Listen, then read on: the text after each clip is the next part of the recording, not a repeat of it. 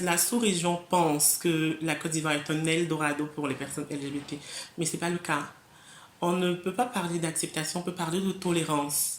Les personnes faisant partie de la communauté arrivent à affirmer leur sexualité, à affirmer leur identité. Et il n'y a pas vraiment d'oppression, mais toujours est-il qu'il existe des cas de discrimination, des cas de violence, d'agression. Et ces dernières années même, on a eu à recenser des cas de meurtre. Ce sont des cas isolés. Il faut changer les mentalités parce que, et lorsque ces agressions sont relayées sur les réseaux sociaux, il y a des commentaires. Mais au fil du temps, ce que j'ai remarqué, c'est que les personnes vivant en Côte d'Ivoire sont curieux. Ils ont besoin d'informations. Ça, c'est quelque chose que j'ai remarqué. Même quand le sujet des questions LGBT est abordé, même si la première réaction est non, on ne veut pas de personnes lesbiennes, on ne veut pas de personnes gays ou trans. Mais après ces différentes réactions, il y a un esprit, mais finalement, comment ces personnes-là arrivent à être comme ça? Est-ce que ces personnes-là décident d'être comme ça? Il y a toujours des questions qui reviennent pour un besoin d'information. Et les populations ivoiriennes ont vraiment besoin d'information pour un changement de mentalité.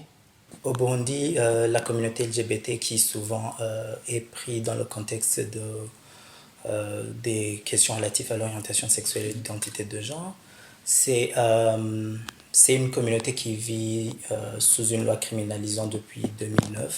Et cette loi en soi, c'est une loi qui légalement met un contexte discriminatoire supplémentaire, je dirais, à ce que cette communauté vit au quotidien, c'est-à-dire des discriminations dans les familles, des rejets, mais aussi des stigmatisations dans les contextes de santé, dans les espaces professionnels, et qui parfois créent des divisions.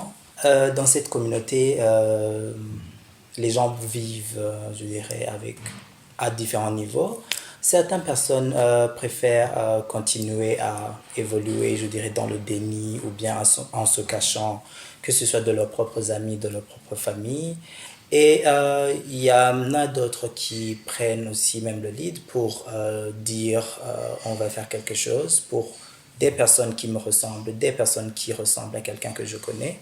Et c'est comme ça que les personnes essaient d'évoluer doucement. Les mentalités restent les mêmes, mais l'une des choses que je pense à changer, c'est que les personnes LGBT apprennent de plus en plus à s'informer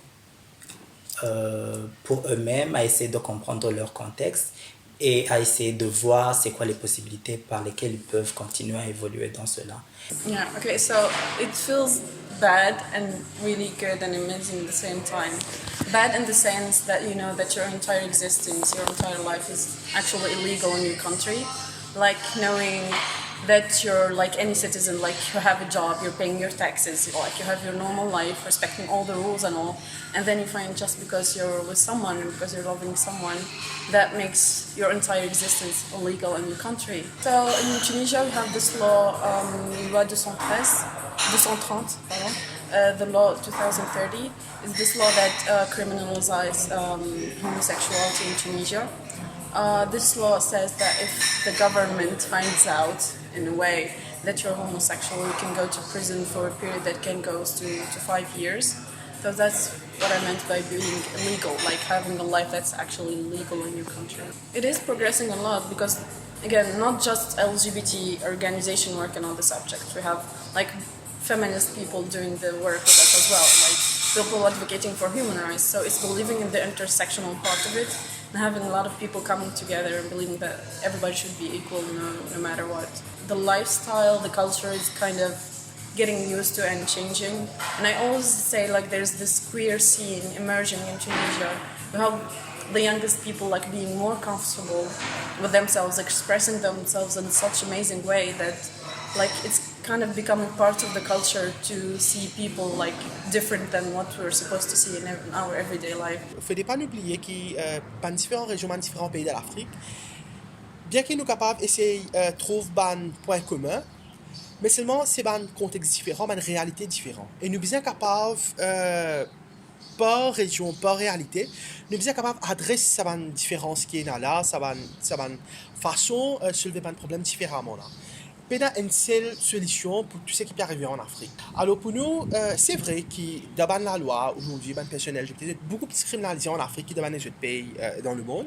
Mais c'est une réalité pour intervention différente. Et les QIA aussi, quand ils créent, ce n'est pas nécessairement empower l'organisation jeune de ce pays là, mais c'était vraiment empower ces activistes là, parce qu'ils croient dans ce changement qui dit moun peut faire, pas nécessairement l'organisation, mais dit moun peut faire. Et c'est ça qui est important.